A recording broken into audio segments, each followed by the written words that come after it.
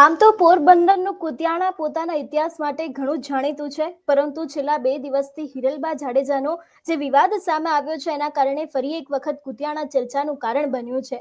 આજે વરિષ્ઠ પત્રકાર જગદીશ મહેતા સર પાસેથી આ સમગ્ર ઘટના સમજવી છે કે કેવી રીતે બની હતી ને જે હિરલબા જાડેજા ઉપર જે આક્ષેપો કરવામાં આવ્યા હતા, અપર્ણા તેની સાથે જે ગોંધી રાખવામાં આવ્યા હતા, એ જ દરેક વિષયને લઈને વાતચીત કરીશું.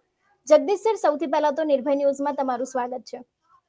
જી નમસ્કાર સર, આ સમગ્ર જે વિવાદ સામે આવ્યો છે એને સમજવો છે કે ખાસ કરીને હિરલબા જાડેજા જે કુતિયાણાનું એક સારું એવું નામ કહેવાય છે, તેમના દ્વારા સ્થાનિક સ્વરાજની ચૂંટણી હતી કે એની પહેલાની ગમે એવી ચૂંટણી હતી, દરેક જગ્યાએ ક્યાંક ચર્ચાનું કારણ રહ્યા હતા. એવા જ હિરલબા ઉપર આક્ષેપો કરવામાં આવ્યા છે અપહરણના. શું કહેવા માંગો છો? બેન, આપણે કઈ ન કહેવા માંગીએ, જે છે એનું વર્ણન કરીએ. જી સર, જી. હિરલબા અત્યારે એની ઉપર ફરિયાદ થઈ અને પોલીસે એક્શન લીધા, એ બોણી થઈ. પણ એવું નથી કે એને ફસાવી દેવામાં આવ્યા અથવા તો દૂધે ધોયેલા છે, એવું કઈ છે નહીં.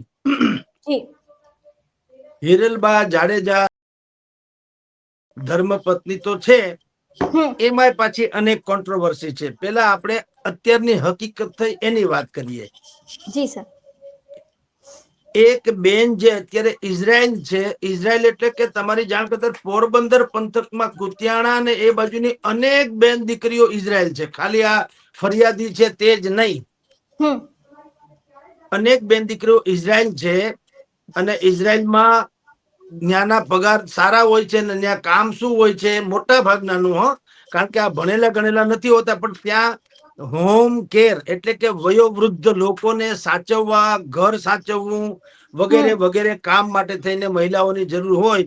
એટલે કુતિયાણા અને આ બાજુના રાણાવાવ, કુતિયાણા, પોરબંદર પંથકની અનેક બહેનો, એટલે સેંકડો બહેનો, એમ કહું છું, ઇઝરાયલ છે. એમાંના એક આ ફરિયાદી પણ છે, નીલુબેન કે સમથિંગ જે નામ છે તે. એને એમ કહેવાય છે એના પતિ અને પુત્રને અત્યારે ગોંધી રાખવામાં આવ્યા. જે ફરિયાદ બહાર આવી છે એમાં પૈસા જે ઉછીના લીધા હોવાનું કહેવાય છે, ગમે તેટલા. કારણ કે એ રકમ સ્પષ્ટ નથી. એમ કે છે મેં 16 લાખ આપ્યા, 22 લાખ આપ્યા. પછી બેન એમ કે છે હિરલબા કે મને મળ્યા નથી. એટલે રકમ કેટલી હશે એ પણ બહુ જુદી ઘટના છે. પણ પેલા આખી ઘટના સમજો કે જે ફરિયાદી છે બેન, એની ઉપર પણ ઘણા બધા આક્ષેપ છે. હા, એમ કહેવાય છે કે અનેક લોકોની સાથે કોઈ પણ પ્રકારની સ્કીમ હેઠળનો વ્યવહાર કરી અને કરોડો રૂપિયાનું કંઈક પણ કાળું ધોળું કરીને ઈ વયા ગયા છે, આવું કહેવાય છે. સાચું ખોટું રામ જાણે. પણ એવું નથી કે ફરિયાદી બેન છે એ જ હાવ એમ કે ગાય જેવા પવિત્ર છે અને બાકી બધા જ સામેવાળા છે બધા જ ગુંડા છે, એવું કઈ છે નહીં. હવે એને જે રકમ લીધી હોય તે એવા જ એક વહીવટમાં હિરલબા જાડેજાની સાથે એને આ બધી લેતી દેતી થઈ હોય અને એ પૈસાની ઉઘરાણી સબબ અત્યારે એના પતિ અને પુત્ર બેયને કહેવાય છે કે કેટલોક સમય ગોંધી રાખ્યા. એ ગોંધી રાખ્યા એટલે પાછા ફોન થી વાત કરાવડાવે કે પૈસા ક્યારે આપશો તો અમે આને છોડીએ વગેરે.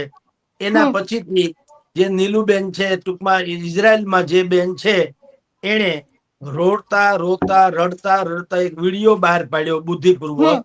અને એ વિડીયો એમ કે પોરબંદરના પોલીસ વડા ભગીરથસિંહજીને સંજ્ઞાનમાં આવ્યો અને પછી કોઈ ફરિયાદી થયું અને હિરલબાની ધરપકડ થઈ. હવે અહીંયા સુધી તો ખેર એ બધી વ્યક્તિગત બધી વાતો છે અને હજી તપાસમાં જે ખુલે તે. પણ હિરલબા સામે એક્શન લેવાના અને ફરિયાદ થઈ, ઈ બે પણ ઘટના છે. હિરલબા જાડેજા સાથે જીવન શરૂ કર્યું એને એ પેલા એના તરફથી એવું કહેવામાં આવે છે કે હિરલબાના તરફથી કે એ કોઈ ગોંડલ ના પંથકના કોઈ રાજકુંવરી છે. હાલાકી એનો કોઈ તાળો મળતો નથી કે કોઈ સ્ટેટના તેણી શ્રી રાજકુંવરી હોય. હા, એક કોમન ઓર્ડિનરી મહિલા હોઈ શકે, પણ હવે ત્યાં ઋતબો એવો છે આસપાસના પંથકમાં, અને હિરલબાઈએ પણ અનેક વખત જાહેરમાં કે એના લાગતા વળગતા લોકો સમક્ષ એવું કીધું હોવાનું આપણને જાણવા મળે છે કે હું ગોંડલના ફલાણા કોઈ સ્ટેટની રાજકુંવરી છું. હવે આપણે બધા જાણીએ છીએ ગોંડલનું રાજ પરિવાર તો વિશ્વ વિખ્યાત છે, એટલે એની સાથે તો કોઈ છેડો મળતો નથી. પણ પછી હોઈ શકે કે કોઈ નાના મોટા ગામ ગરાસિયા જેવું એ જમાનામાં કઈક હશે અને ઈ કેતા હોય તો જુદી વાત છે, પણ મોટું કોઈ સ્ટેટના રાજકુમારી નથી. નંબર 1. નંબર 2, હિરલબા જે છે એ ભણેલા ગણેલા છે અને વ્યવસાય એડવોકેટ પણ છે. અને એને કારણે ખબર નહીં કેમ પણ એક તો પહેલેથી જ એના મગજમાં ઈ પંથકમાં રાજકીય રીતે પણ મોટું માથું બનવાની જિજ્ઞાસા પહેલેથી. એને જાણકાર લોકો તો એમ કે છે કે હિરલબાની ઈચ્છા તો આ પંથકમાં ધારાસભ્ય થવાની હતી,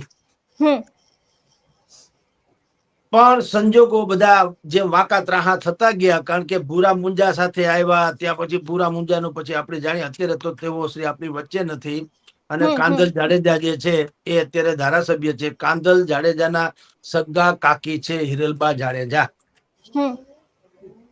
હવે લગભગ ભાગ્યે જ લોકોને ખબર હશે અથવા તો જૂની પેઢીના લોકોને ખબર હશે કે એક સમયે ભાઈ સરમણ મુંજાના ભાઈ ભૂરા મુંજાએ પોતે રાજકોટથી પ્રસિદ્ધ થતા તમામ દૈનિકોમાં એવી જાહેરાત છપાવડાવી હતી કે મારે હિરલબા જાડેજા સાથે કોઈ સંબંધ નથી, મારા નામે કોઈ વ્યવહાર કરવો નહીં. આવી વાત પણ એક સમયે, પછી ઝઘડો જે હોય તે ને એનું ઔચિત્ય પણ જે હોય તે, આજની તારીખે લોકો હિરલબાને ભૂરા મુંજાના પત્ની તરીકે જાણે છે, પણ આવો ડખો પણ હતો. એટલે હિરલબા અને ભૂરા મુંજા જાડેજાના બાકાયદા લગ્ન થયા હોય સત્તાવાર, જે આપણે લગ્નની આપણે વિધિ જાણીએ છીએ, માંડવે જાન આવે, કંકોત્રી છપાય, એવા લગ્ન થયા હોય એવું પણ લગભગ ઓછા લોકોને યાદ છે. હવે ઈ એનું ઇન્ડિવિજ્યુઅલ વ્યક્તિત્વ છે, એ જુદી ઘટના છે. પણ હિરલબા જાડેજા એ તમારી જાણ ખાતર બોલવામાં ફાયર બ્રાન્ડ છે, અને વક્તૃત્વ સ્પર્ધા તમે રાખો તો એ જીતી જાય એવી એની કૌશલ્ય છે. કાંધલ જાડેજાની હમણાં ચૂંટણી જે સ્થાનિક ચૂંટણી થઈ તો કાંધલ જાડેજાના ભાઈ, એના ભાઈ કરણ ઉભેલોનો દીકરો, તો પણ આપની જાણ ખાતર પ્રચારનો આખો માચડો જે છે હિરલબા જાડેજાએ સંભાળ્યો હતો. પત્રકારો પણ હિરલબાને જ મળતા, કાંધલભાઈને કંઈક પણ પૂછવું કરવું તો હિરલબાઈના પ્રવક્તા જેવું કામ કરતા. એટલે હિરલબા કઈ કમ નથી કહેવાનો આશય એ છે. અને જે ધાક એક જમાનામાં ગોળ મધર સંતોકબા જાડેજાની હતી, એવી ધાક જમાવવાની તેણીશ્રીની કોશિશ રહી છે. પણ કયા પંથકમાં? રાણાવાવ, કુતિયાણા, પોરબંદર, ઈ પંથકમાં એની થોડીક ધાક ધમકી ચાલી અને છે. પણ બરડા પંથક જે કહેવાય છે એ જ વિસ્તારનો બરડા પંથક, ઈ પાછી જુદી પ્રકૃતિનો છે. ન્યા કાંઈ આવું હાલે નહીં, ન્યા હામાં પડકાર થાય એમ છે. પણ જે વિસ્તાર રાણાવાવ, કુતિયાણા, પોરબંદરમાં બેનનો ચાલે છે, એક તો પોતે એડવોકેટે છે. અત્યારે એક વાત એવી બજારમાં આવી છે કે એમના ઘરેથી અબજો રૂપિયાના બધા હેરાફેરીના કે જમીન મકાનના દસ્તાવેજો મળ્યા, પણ એ તો એટલા માટે હોઈ શકે કે એ એડવોકેટ છે. એટલે કે અનેક લોકો પાસેથી પૈસા કોઈએ લીધા હોય ને, સામસામા મુકાણા હોય ને, સાટાખત કરેલા આ કે એવા પણ હોઈ શકે. એનો અર્થ એમ નથી મળ્યા એટલે એમ નથી કે હિરલબા જાડેજાએ બધી જમીનના દસ્તાવેજો પચાવી પાડ્યા અને બધા રાખી મૂક્યા, એવું પણ માનવાને કોઈ કારણ નથી. મળ્યા હશે તો પણ એનો વ્યવસાય, પાછા વ્યવસાય એડવોકેટ હોવાને કારણે એવું બને કે એની પાસે મળે. પણ એ બધા તપાસનો વિષય છે, જે લગભગ નહીં થાય. હા, અમારે ત્યાં સૌરાષ્ટ્રમાં એવું છે કે દરેક ગુનાની તમે ને હું માનીએ છીએ એવી તટસ્થ તપાસ થતી નથી હોતી, અથવા તો હમ થશે એમ માનવાને કોઈ કારણ નથી. હિરલબા જાડેજા આ અત્યારે વ્યાજના કેસમાં જે અત્યારે ચંકા છે હમ અને ગોંધી રાખ્યા છે, જે કેસ કબાડા થયા છે, એ કઈ બોણી નથી એમ કહું. આની પેલા હિરલબા જાડેજા ગૌશાળામાં સેવા કરતા હતા અને આજે પકડાઈ ગયા હોય આવા એવું નથી. હિરલબાનું વ્યક્તિત્વ પહેલેથી પણ આ જ પ્રકારનું રહ્યું છે. એટલે આ તો ગમે તે વાંકું પડ્યું હોય કોઈને પણ, આ મહિલા બેન છે નીલુબેન છે એને તો ઈ પીડિત છે. હવે હમ ઈ સાચા છે કે ખોટા? જો વ્યાજનો એક ડખો એવો છે હંસિની બેન, વ્યાજ લેવા જતી વખતે બધાને બધું રૂડું રૂપાળું લાગતું હોય છે. હમ આ કઈ વ્યાજ એટલે કઈ એવી રીતના સપનામાં આવીને કોઈ પૈસા મૂકી જાય ને હવારે તમારી પાસે ઉઘરાણી કરે વધારે વ્યાજની, એવું નથી હોતું. બધું કહેવામાં આવતું હોય, ટકાવારી બકાવારી હોય જંગલી, સાચી કે સારી નહીં હોય જંગલી, પણ કહેવામાં આવતું હોય કે આટલા રૂપિયાના આ ભાવ થશે ને આ અમારું વ્યાજ થશે. હમ લેતી વખતે કોઈ ના પાડતું નથી. હમ શું કામ? કે વ્યાજે પૈસા કઈ રીતે મળે? એ લગભગ બોલી ઉપર મળી જાય, બોલ ઉપર તોલ. અહીંથી હમ ફોન કરીને અમુક લોકો કહી દે કે ફલાણા ભાઈને મોકલું છું ને આટલા પૈસા આપી દેજો, એટલે આપી દે. તમે હમ બેંકમાં જાઓ વ્યાજે પૈસા લેવા, સરાફી ઓલામાં, તમે જુઓ દુનિયાભરના ડોક્યુમેન્ટ્સ માગે છે ને તૈયે તમારો માંડ મેળ પડે. એ બે ત્રણ સાક્ષી ને તમારા દસ્તાવેજ હમ ને તમારો સાક્ષી હોય એના દસ્તાવેજ ને એ હમ મકાન વેરો હમ ભરેલો હોય એવા ને, એટલે હું કે અમારા પૈસા ડૂબે ને ડૂબે તો અમે આ બધું મિલકત વેચીને પાછા હમ એ ભરપાઈ કરી, એવી બધી આખરી શરતો સાથે બેંકો આપતી હોય છે. આ બધા જે વ્યાજંકવાદી જેને શબ્દ કહેવામાં આવે, વ્યાજના બહુ લોકો ચામડા ચીરી નાખે, ઈ લે એ હકીકત છે. પણ એક બીજી હકીકત ઈ પણ છે કે ઈ ખાલી મૂછના દોરે કે કોકના બોલે કે કોકના કહેવાથી કે કોકના હમ ફોન થી કે એવી રીતે મળી જતી હોય છે. રકમે ભાઈ જેવી તેવી નહીં. તો હમ લેતી વખતે હારું આવે લાગે અને દેતી વખતે કઠે, ઈ પણ ઉચિત તો નહીં. કારણ કે કોઈ બુદ્ધિપૂર્વક આપતા નથી. એવું નથી કે તમને ખબર ન હોય તમને કોઈ વ્યાજે પૈસા આપી ગયા હોય, એવું ના હમ હોય. લેતી વખતે બધી સગવડ થઈ હોય, બધી વાત હમ ચોખોટે થઈ હોય. હમ આ કેસમાં પણ એવું છે કે જે નીલુબેનની ઉપરની વાતની વાત છે, હવે હમ ઈ પ્રકરણ વ્યક્તિગત છે એટલે એની હારે કોઈ જનતાને લેવા દેવા નથી. બે ઇન્ડિવિજ્યુઅલ કેસમાં આખો કેસ છે વ્યક્તિગત. પણ હમ કારણ કે હિરલબા જાડેજા કાંધલ જાડેજાના કાકી છે અને ભૂરા મુંજાના વાઇફ હોવાનું કે છે, એને કારણે આ બધું ડખે ચડ્યું છે. બાકી આ બે વ્યક્તિગત કેસ છે, એમાં એ સાચું ખોટું રામ જાણે, પોલીસ નક્કી કરે, એમાં પ્રજાને શું. હમ હમ પણ હિરલબા જાડેજા આવો ધંધો કરે છે એવું તમે આજે ફરિયાદ કરો છો, તો હમ લેતી વખતે તમને એવું તો નતું કે હિરલબા કોણ છે એ ખબર ન હોય? હમ હમ એટલે બે પાસા જોવા જોઈએ. આજે હિરલબા કડવા લાગે તો તે દિવસે પૈસા લેતી વખતે કેમ મીઠા લાગ્યા? ઈ પણ વાત છે ને. એટલે વાત તો બે બાજુ છે. પછી હવે હમ તમે એમ કહો કે સરાફી નહીં પણ ચામડા ફાડ નાખે, તો એ પછીથી વધારવામાં આવેલી વાત નથી હોતી. તમે લેવા જાવ ત્યારની જ વાત હોય છે. એટલે હમ આખા પ્રકરણમાં બેન તમને કહું તો ખાલી હિરલબા જાડેજા કાંધલ જાડેજાના કાકી છે, સરમણ મુંજાના ભાઈ ભૂરા મુંજાના પત્ની છે, એને કારણે પ્રકરણ ઓર ચગ્યું છે. બસ, ધેટ્સ ઓલ. હમ જી હમ બેન. સર, એ બાદ ફરી એક વખત એક વિડીયો સામે આવ્યો, જે વિડીયો આજે ચર્ચાનું કારણ બન્યો કે પોલીસની સામે કંઈક નિવેદનો બીજા આવે છે અને કંઈક વાત બીજી હોય છે. અને એ બાદ જે લીલુ ઓડેદરાનું ને એમના બાળકનો જે ઓડિયો પહેલા વાયરલ થયો હતો, એ જ બાળક અને એમના પતિ દ્વારા જેવું કહેવામાં આવ્યું છે કે હિરલબાએ તો અમને આશરો આપ્યો છે. તો ક્યાંક હવે આ કેસમાં કોઈ નવો વળાંક પણ આવી શકે છે? બસ, મેં હજી હમણાં જ તમને કીધું તું, એના જેવું હમ તમે અત્યારે કહી રહ્યા છો. હમ મેં હમ તમને હમણાં જ એક લીટી કીધી કે સૌરાષ્ટ્રમાં અનેક કેસ એવા હોય છે, એને હમ હમ હું ને તમે માનીએ એવું નથી હોતું. હમ કેસ કરવા ખાતર એ થાય, પછી સમાધાન એ થાય, અને હમ પછી પાછું ઉલટ સુલટ બધા ફરી પણ જાય.